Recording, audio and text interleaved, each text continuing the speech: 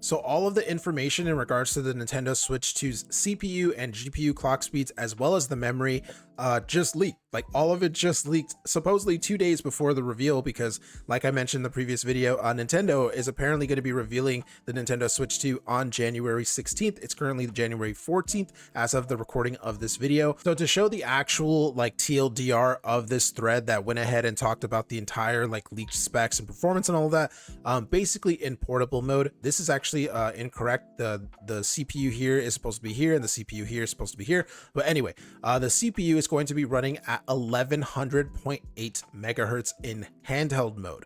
For some reason, Nintendo is apparently going to be using a higher CPU clock speed in handheld and slightly lower in docked mode. Not sure why.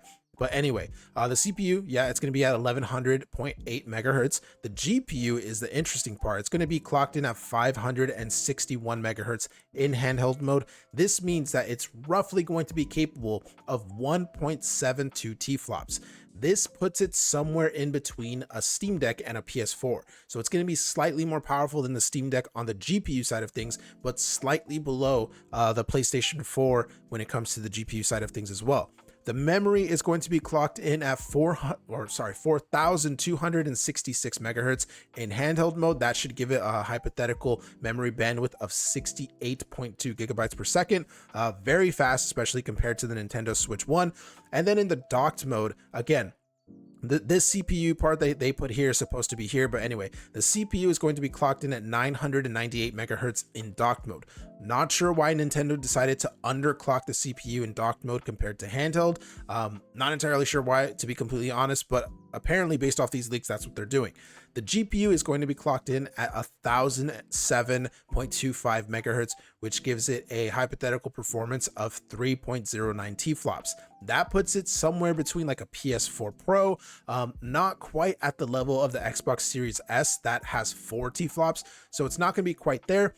But at the same time, we do have to remember that Nintendo, they went with NVIDIA as their chip partner, which means they have access to NVIDIA features such as DLSS. That's going to give the Nintendo Switch 2 a huge jump in performance because it's not going to have to work as hard to actually play at these higher resolutions. In docked mode, the memory is going to be jumped up to 6400 megahertz, which gives it a memory bandwidth of 102.4 gigabytes per second.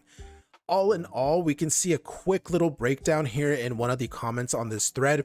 It basically says it means it's roughly 11.5 times more powerful than the original Switch handheld teraflops performs at. I believe the original Switch only operated at 0.5 teraflops in handheld and 0.39 in docked. Assuming that the same sort of stat boost in docked, that would mean that the Switch 2 will operate at double of its handheld power, so roughly 3.4 to 4 teraflops. So roughly PS4 Pro to Xbox Series S power.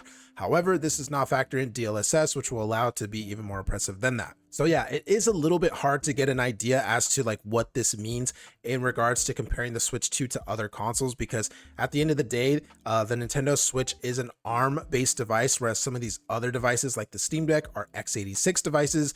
Same thing with the PS4 Pro, PS4 and PS4 Pro.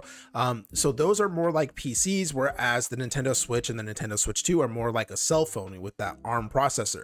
So it's kind of rough to, compare them like straight up. But overall, this is a massive, massive performance upgrade compared to the original Nintendo Switch. This means that roughly based off these numbers, the Nintendo Switch 2 should be capable of playing games that the Nintendo Switch did not get, the original Switch. Games like Elden Ring, games like Cyberpunk, Final Fantasy VII Remake, Red Dead Redemption 2, all these games that are playable on the Steam Deck, for example, which plays games, roughly like at 800p, 30 FPS, like as its baseline. Pretty much anything that you play on the Steam Deck with those level of settings will be playable on the Nintendo Switch 2. We also have to remember the Steam Deck does not have access to something like DLSS. It has basic FSR, but DLSS is significantly better usually. So given the fact that the Switch 2 is going to be roughly a little bit more powerful than a Steam Deck, again, hypothetically based off these numbers, that means that Nintendo is going to have access to so many more third-party games. It's going to be really, really interesting to see what they bring. If you checked out my last video, we actually reported on some supposed leaked games for the Switch 2, and that included games like Red Dead Redemption 2 and Final Fantasy VII Remake. Those are games that were just simply not possible on the original Nintendo Switch. But now, thanks to these huge performance gains with the Switch 2, these games can now come to a Nintendo console. What's also super exciting about some of these leaks and some of these, specifications are what is Nintendo going to do when it comes to their older Switch games, because we know that original Switch games are going to be playable on the Nintendo Switch 2.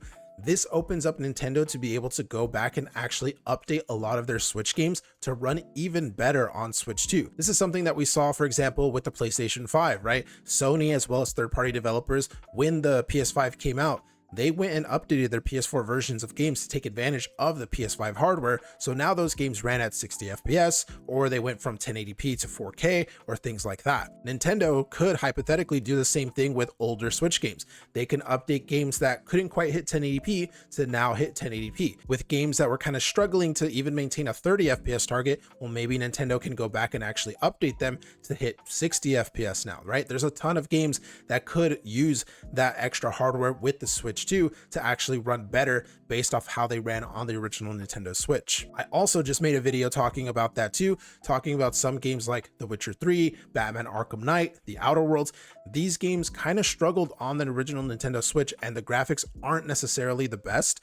And being able to access this more powerful hardware that the Switch 2 is coming with, it could make it so that those games actually play more like the PS4 versions instead of, the original Nintendo Switch versions. I don't know. It's super exciting stuff. I can't wait till Nintendo actually fully reveals this console so we don't have to keep looking at all these leaks and just assume and kind of speculate as to how powerful it's going to be. Again, like I mentioned in the video, supposedly Nintendo is going to be revealing it on Thursday, January 16th. As of the recording of this video, it is Tuesday, January 14th. So just 2 days from now, or more like a day and a half from now. We'll see. Maybe tomorrow when I wake up, I'll see that Nintendo has announced like, hey, join us for the live stream on January 16th, whatever. Hopefully that is true. Let me know what you guys think about all these leaked specs of the Switch 2 down in the comments below. Very interested in hearing what you guys have to say. Subscribe for more content like this. And yeah, guys, that's pretty much it for this one. I'll see you in the next one.